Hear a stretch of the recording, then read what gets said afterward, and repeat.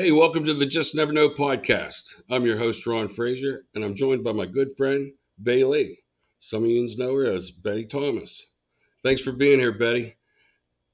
How you doing? Hi, everyone. It's an honor to be here. I'm doing great. How are you doing, Ron? I'm doing great. I haven't seen you in a while. We've been on a number of sets together. Uh, but I haven't seen you in a while. Yeah, I've been busy. I know you're Lots busy. happened. Lots happened. I know you've been real busy. Yeah. Hey, we got a lot to cover here, and we'll start out with a good question. I like to start out with this question with my guests. What's the most interesting thing about you that not many people know?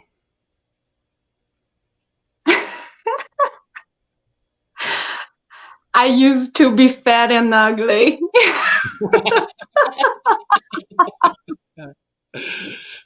Okay, I find it hard to believe. Yeah, when I was a teenager, I I had a quite a weight on, and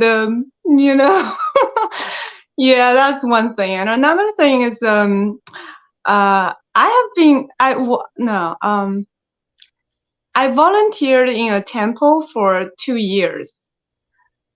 Um, to be there, just follow the shifu to practice every day's classes. Right. I was also volunteering and organizing the sutra library in that temple.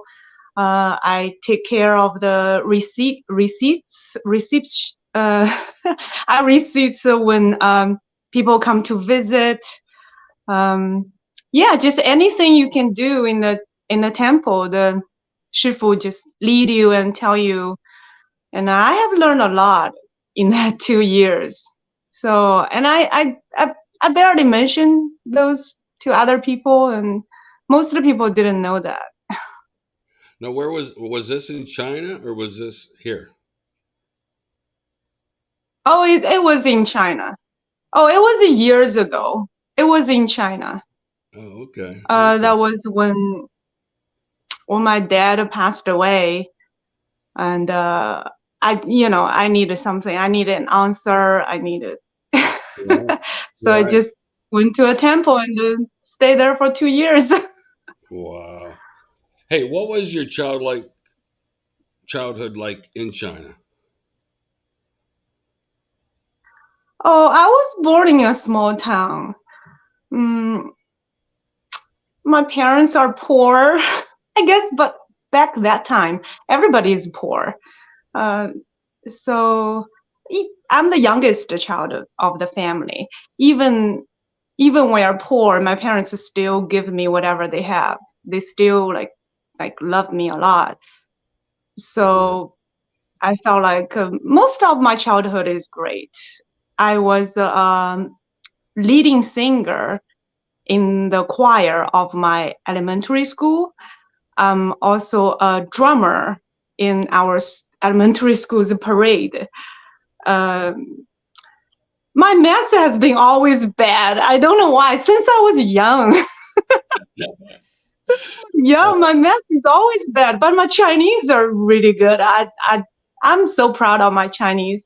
But whenever people stereotype me or, oh, you are Asian, your math must be good, and I always want to hide. I feel so shame for myself. But no, my math is horrible. The stereotype is going to haunt you, huh? Oh Good. yeah, everywhere I go. It's fun though. Right. Right. What made you decide to move to the United States? Yeah, um, yeah, it was a big decision. My husband is American. We met and married in China, and then we lived in China for like 10 years.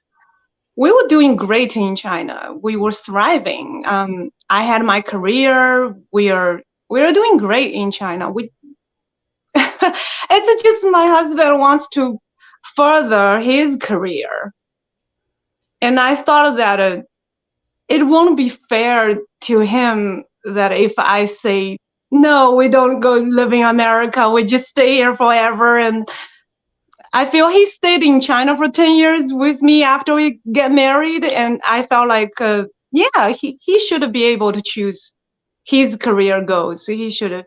I thought, okay, I will try 10 years in America. So we'll be fair. Right. Then we Right. will see where it is. Yeah, Right. but it turns out great. It turns out great. It's a huge decision. We quit everything in China. It's just so hard. You know, I when couldn't imagine. I couldn't 10 imagine. years, you can build a lot. I mean, that's a drastic Yeah, change. it's hard. Right. Well, hey, Yeah, you have to quit so many things. right. Hey, I tell you It's what, I'm hard. so glad you're here. I was fortunate. Anybody that meets you on set, it's like they know you by the smile, the laughter. You're always happy. In fact, I was wondering, do you ever not smile? For real. I see. I come across I this. love smile. I come across this picture, and I was like, "Oh my, is that really?" Because you're always smiling. Ever since I've ever seen you not smiling. I I know yeah. I like to smile. I even smile to my plants. I smile to everyone. It's a I like to because it when you give a stranger a smile, they just feel more relaxed. They will feel, oh, you are not intimidating. Oh, you are not. They will drop their guard down, and it's easier to talk with them or go to any environment, and it also make me feel comfortable. I Exactly. just feel I'm so happy to see everyone. Always so Yeah, you I don't have any judgment or have anything. Just see you and oh, nice to meet you. yeah, you definitely put off good vibes. I mean, all the time. But yeah, let's show a clip. Oh, thank you. Yeah, absolutely. Let's show a reel here of some of your work here. When were you stationed on Echo Base? It was my third deployment. Standard operation. I was there for about 4 months prior to the incident. What was your job? Reconnaissance. I was in the 3rd Division Reconnaissance Unit, Jean Squad. Tell me about the nature of your last mission. A simple search and destroy mission. We were recovering a morph engine drive. Sorry, I'm not an engineer. What is that? It's a quantum engine for our tanks. It morphs material. Do these parts get stolen often? Not commonly. No. We believe that this particular part was stolen for its material. It's very expensive. That the jury has reached a unanimous verdict? We have, Your Honor. Today, I want to talk about the first time I ate American Chinese food. We ordered all of our dishes at the counter and sat down in anticipation. After a few minutes, our food was brought to us. They looked delicious. I couldn't wait to try it. After taking the first bite, though, my excitement turned to confusion. Why is it so sweet? Next time I went to the restaurant to order, I asked for no sugar. To my surprise, they said they cannot change the flavor because the sauce is pre-made. Pre-made sauce? That's hilarious. I So love it. funny. That is hilarious. So tell us Yeah, that was intense. The first one. mhm. The first. Oh yeah, the first one is from a film that is actually my first role as a leading role in a film. It's called The Black Operation. Yeah, I love it. Very I love it. compelling. It was my first time, and I was so nervous, so nervous. Gosh. And Now, they given me the script like the day before. wow. Well, you knocked it off. I know I wouldn't. Kill it. It was my first time, and it's the leading role, and the person who was playing that role couldn't make it, it was in a hurry. And then they found me. I was, totally not prepared. And when I said yes, they sent me the script. I had a panic attack. Then the next day I'm on set. It's crazy. It's just, I would have loved to have more time to prepare. Oh, But I'm glad it turned out fine. yeah, very well, very well. Well, hey, you've been on a couple Thank you. different shows. No, is this a commercial you've been doing recently? No, that was what was that? Oh, this just happened. It's for a big corporation. I was playing half of a same-sex couple. Yeah, that was challenging. Challenging. We have a family with my couple, and our children all, of course, adopted, and it's such a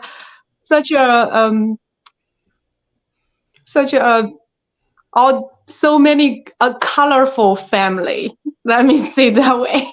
Right, totally Such a diverse. colorful family. Totally diverse. Yes.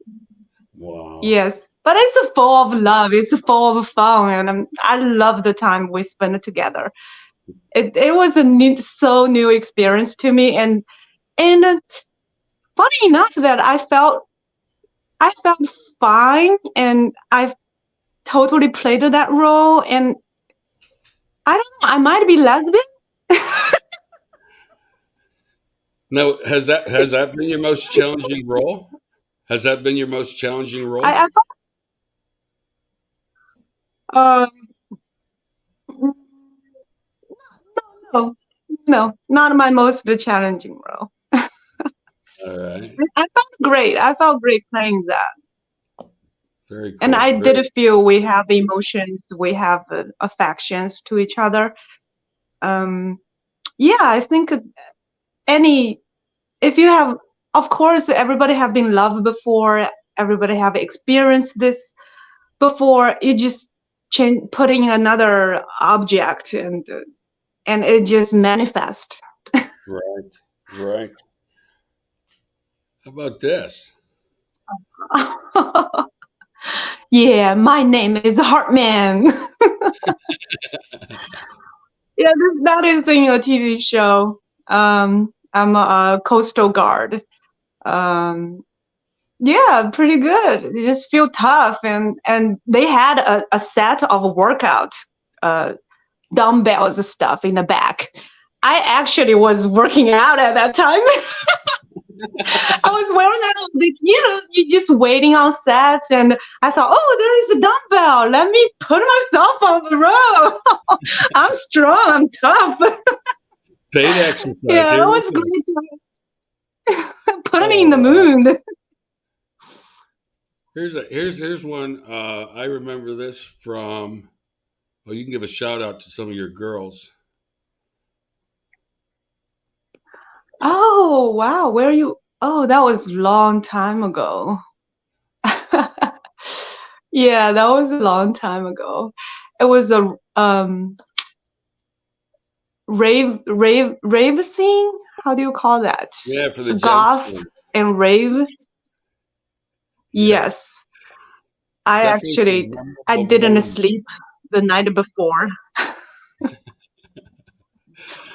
It was overnight shooting, and I didn't sleep. God, I had a severe allergy reaction after the 2 nights of shooting without sleep. Yeah, I end up in the hospital. Oh, my. They called emergency ambulance for me, and I end up at an emergency room. Exhaustion? Yeah, it was tough. Were you just exhausted? Yeah, you don't get any exhausted, and you don't get any sleep. I don't know. Maybe I'm getting old. I can't party anymore. I'm was just upset. getting old. When I lose my sleep, I can't function well. And now I have learned that I could have a severe allergy reaction and I could die. So Right, who would right, know? right. Party too hard. Hedger, Mr. Mercedes. Ah,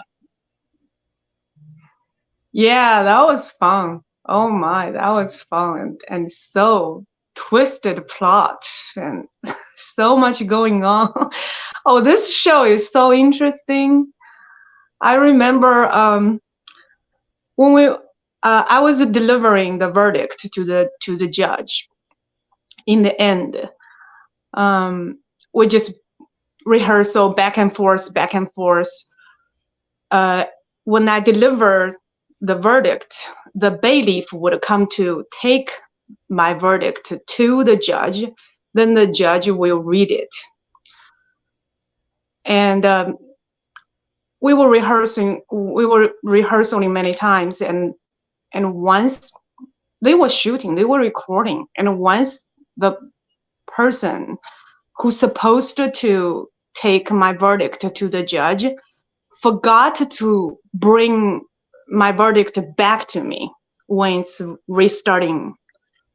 So I don't have a verdict in my hand. And they start action. And the bailiff is coming to me to get the verdict. But the judge already have my verdict in his hand. What am I gonna do? Uh, Right? I do whatever I can do, and I just give a blanket paper randomly in my hand. I just give it to the bailiff. Just a piece of a paper, random thing. The judge is played by Glenn Turman. Glenn Turman. yeah. He was looking at me. He held that paper in his hand. He was looking at me very, very confused. What are you gonna do? Like trying to give me like eye contacts. I cannot reply back to him. I want to reply back to him. Don't worry, I got this. but I'm in the middle of acting. I know he's like, oh, I have the verdict. So anyway, after the bailiff delivered to him, he just switched the blanket paper into the verdict he already have. And it went fine. It went smooth. But inside all of us, we are so panicked. Oh, no doubt. After that scene's down, he come down and handshake with me. You did a great job. You were so smart. Thank you. Hey, Bailey, what inspired you to become an actress? Wow. Wow. When I was young, I think I wanted to be a singer. Then I found out when I was like teenager, and I went to a bar with my sister. I saw the person in the bar. He sings so good. He sings so well. He sings so much better than I can, and he works in a bar. So I told myself, I can't be a singer. I don't want to work in a bar forever. He's already so good and he works in a bar. So I quit my dream on the stage and play safe. My mom wanted me to be a teacher. I went to a teacher's college. I was a mall manager. You play safe, you live, you have a life, you create a life, and it's stable. So I never thought about the stage anymore. It's when I moved to America, I was looking for things to do. You have so many things to learn, everything's new. I have to quit all the life experience I have learned before and try to adapt to here's culture and stuff. So I feel really lost when I just moved to America. And then one of my friends, shared a post of being an extra, and they're looking for Asians. They're looking for specifically Chinese. I thought, wow, and they pay. I thought, wow, for all my life, I never thought about it. I can make money from this face. So I gotta go. I'm gonna go look. I'm gonna go work, carrying this face to work. And yeah, it turns out amazing. Even just being an extra on set, you're able to watch those superstars creating dreams in the front of you. Right. They make things become true. The whole crew is creating this dream, this stage, like you're living in this world for a moment. It's just fascinating. And when I watch those superstars acting in the front of me, it just moved me so much. And I guess it ignites the fire inside me again. And I felt, I'm gonna continue this. I'm gonna keep coming back, and I will see how it will take me. And right after I do so many extra works, and then I get comfortable on set, and you learn so much when you're on set. Oh, absolutely. Just by chance. Yes. Your first call, was that at the gemstone baptism? You were there at the first episode? Was I think that's where I met you. Really? The first time I was in the episode of in a pool. Yes. They were baptizing everyone. Yeah. John Goodman baptized me that night in a waving pool. Yeah. I was actually his double that night. Yeah. In the pool. I was actually his double that night in the pool for that night. When they were throwing, people were getting thrown around. That was me getting thrown around. yeah. But that's where I met you. I'm so glad you were there. yeah. That was a crazy night, all nighter. Oh, so funny, and we got to play in the waving pool all night long. Oh, that was a 12-hour in the pool. It kind of got cold that night. Yeah, it was a long night. Jeez. A long shoot.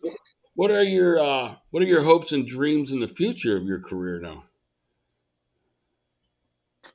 I can, of course, further my career. I already got co-star roles and tons of commercials, but I would love to become a guest star in movie, and then move from the guest star to an actual leading role to any TV show or film. But my dreams will be, eventually, I want to create a role on screen that make people still remember me after I'm dead. Right. That would be my dream. I wanted to create a memorable role that whenever people talking about it or mention about it, they will think about that. It was me played that role. So yeah, that's my dream. You will definitely do that. You would. What challenges do you face? What challenges do you face as an aspiring actress? Well, lots of challenges. Like you can hear me. I have such a thick Chinese accent when I speak English. I feel this accent. Of course, you can play some roles. You can play some roles that match you, right? But I wanted to be a shape shifter. Like I wanted to be able to play so many kinds of roles. So I'm trying to get rid of this accent or practicing another accent, American English or whatever. So yeah, lots to learn. That is a challenge. And another challenge is I can ride horse. I can drive a motorcycle. I can drive a cargo car crazily. But guess what? I can't drive. In real life, I can't drive. So that kind of limited me to, yeah, for if it's some, I can pretend, I can pretend on the screen, but in real life, it really limited me to go on set or, in America, how important to drive a car in America, just your daily life. So yeah, that's a limitation to me. Hey, what are But I some of will learn. the Hey, what are some of the things you learned about yourself since moving to the United States? Have you learned anything about yourself? So many things. I got to live to my potential, also knows my limitation at the same time. Like I could have a severe allergy reaction from an ant bite after I don't sleep for 2 nights. I could end up in the emergency room. That's what I learned, and I'm very I stay away from ants now. I value my sleep so much more. I could have a panic attack. I didn't know that. It never happened to me in my life until that time when I took the first leading role and they give me a script the night before. I thought I had a heart attack. I was having a heart attack and I'm so scared, so shocked. It's a panic and oh my God, I'm having a heart attack. And then after a while, I didn't die. Oh, so that I went to Google, I call and I ask, what is this? Is this a heart attack? Why I felt like I was dying at that moment. So I find out that, oh my God, that is a panic attack. So I have learned that. I Yeah, never had. yeah. I've been there. I've been there. I went years. I've always cool, calm, collected. Something similar, and it was like right beforehand. It was like what? And when you never experience, it's like even that much more scarier. And it was like your mind starts racing, your heart's pounding. In fact, you sweat. I was like, okay, what's going? Yeah, Yeah. Yeah. yeah. Oh, virtual hug. Virtual hug. Uh, so, hey, what are some of the things you miss about China? Obviously, your family. Obviously, your family. But Yes, but because I'm such a foodie, I miss all the food in China. Street food, cheap food, spicy food, sour and spicy food, all kinds of food. My goodness, yeah, the most of the thing is because eating is your daily thing. So you just miss it every day. Oh, I wish I can have this. I wish I can have that. So it's your daily missing. Something is missing. Yeah, food is so important to me, and I miss most about food. And I also miss so much about the bullet train in China, the subway in China. It's just so convenient.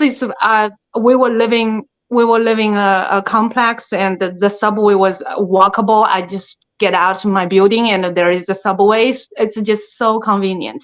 We have a taxi like Uber, but way cheaper, like Didi, and so many softwares I can use to call a private car, and it's such a affordable price. It's just the convenience. I miss it so much. oh, Yeah. right, right. All right. Here's a good question for you. What's the best piece of advice you've ever gotten? Advice. Life advice? Life advice, yeah. Oh, maybe it's from my mom. when I was, I, she just started saying that when I was very young. Use her own language and not some fancy words. It's just her own language. He always say, only yourself can save yourself. Right. So Right. when I was very young, I have learned that. Okay, even your mother can save you. You have to save yourself. So it's at any difficulties and any, you just, or you have some your hurt or expectations to the world or to the other people, just anything happens in your life, you know that there is nobody can help you. Right. There is no, like if you don't help yourself, even the God is here, even the Buddha is here, even the right, even the most powerful people here, that if you don't help yourself, nobody can help you. Right. You just have to go through it by yourself. That's right. What is the most challenging thing you have ever done? Yeah. Challenging thing. I mean, leaving your own country, that would be challenging there. I mean, is there anything else? I know. Yeah, you would. I wouldn't think of that, but it is challenging. Yes, there are so many things challenging. But I think the most challenging thing is when I give a birth. I don't know why I'm talking to a man about my giving birth experience. It's the face. It's the face. Yeah, it's yeah. I had a medical difficulties when I was giving birth. Um, oh, it's just it's my first time giving birth. I only have one child, by the way. I only give a birth once because of this experience. I learned.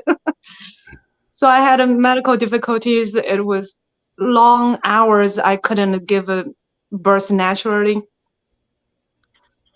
I thought I ended up having C-section eventually. But there was a moment I felt I believe I was dying. I believe this is how I'm gonna die. I thought I'm going to die. And then nobody around you knows that. You are facing death alone and consciously. So yeah, that was most challenging thing, Oh, I I can. guess. Yeah, yeah. Uh, who was the most influential person in your life?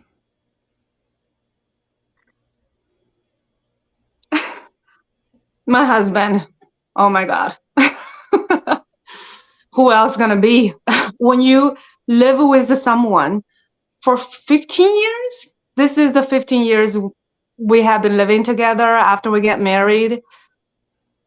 It's just when you have someone so close to you and intimate in your everyday life, you breathing together, you are bonded together, you have your future that planned together. It's just he's like, I'm not saying he's a perfect, but he become like my mirror.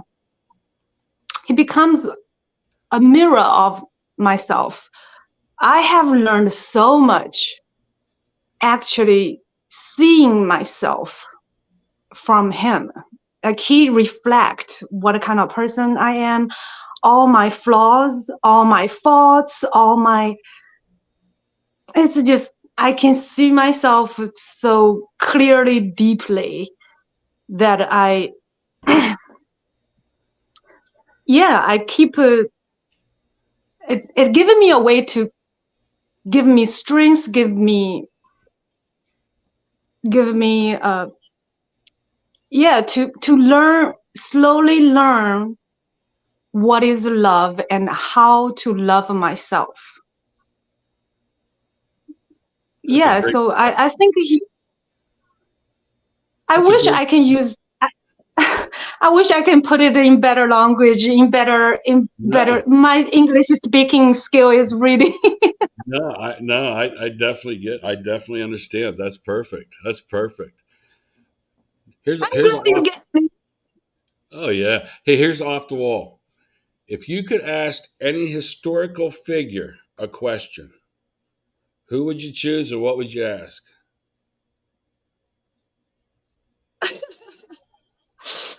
Wow. I won't, I guess Buddha. I want to ask Buddha to do something. Mm, Not a question though. I want to give him more homework to do. I want to ask the Buddha that can you rewrite? Of course, he didn't write the sutras and stuff. I want he like speak again, uh, redo all the sutras that exist nowadays in modern language, in modern way to explain it, express it, instead of and because now the sutra is all in Asian language, it's all in Asian culture. The metaphors he used is all about that people at that time that use the metaphor that they understand. But for nowadays people, they have to learn it. It's a bit hard for nowadays people to learn it. Um, I wish that he can use like modern way to explain it. Uh, Even in TikTok way, even in YouTube way, even in and Right? use nowadays members. I'm sure it'll be so much fun and it will help so many people. Exactly, exactly. So do you have any So do upcoming your homework, Buddha. Buddha? Well, I appreciate that answer. I do. I do. What do you have coming up, Bailey? Do you have anything in the near future coming up? Well, I'm mm, in the future. Right now, we know that the writers' strike is going on, Hmm. and the SAG is trying to negotiate with all the studios, and potentially there will be a strike for all the SAG members. So this industry will start going slow, mm, but commercials will still going on, I guess. Right. Um, Yeah, the commercial. Yeah, this whole strike thing has me a little confused, because they're saying like the AI, the artificial intelligence, can do all the writing. One guy could do the writing for seasons, and what's next? Are they going to use AI for actors? You know? There is already a show that using, it says in their title that their tagline is generated by AI. There is a show already exist that states that. And they could use AI to generate the people in the background. Then there is no more extra jobs. And there is a big category about it, computer games. I feel they need to do a lot to specific, like how to pay the writers, how to pay the actors, voiceover actors. Just there is it's lots issues need to work out. We're in a new era. This AI is influencing the world and our industry. So And not yeah, just lots going on. yeah, not just our industry. I mean, just like on an overall, I think it's going to replace jobs. I mean, on everyday people, I think you're going to have people jobs replaced by AI. You're going to have clean floors scrubbers with a scanner on it in a department store, scanning the empty places at the same time as cleaning the floor. You just got rid of two people's jobs. That's scary about the whole thing. But Yeah. So wow, we don't know what the future is going to bring, but at the same time, always better on yourself. Use this time to learn, to make yourself better, to study, to just focus on making your craft better. I have been learning lots of classes and trainings and go. I just I also went to improv classes. Oh my God, it's just so much fun. Yeah, so use this time to make yourself better. I appreciate it. Hey, I do appreciate you coming on. I had a great time talking with you, and hopefully we can do this again. Yes, yes, this is great. So glad to do this with you. Well, thank you for everything. I appreciate you being on, Bei Li. And for everybody else, please subscribe. Thank you for tuning in, and we'll see you next time. Thank you very much. Thank you, Bei Li. Thank you, Ron. Thank you, everybody. All right, just stay on a little bit.